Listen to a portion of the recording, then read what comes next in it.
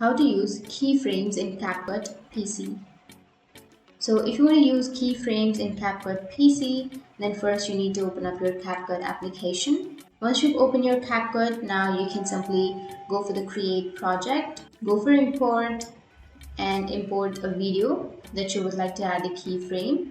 And once you're here, you need to drag and drop that. Once you drag and drop, you can simply select the video or audio, and then you can add the keyframe. Go for the scale and go for the option which is right here of add keyframe.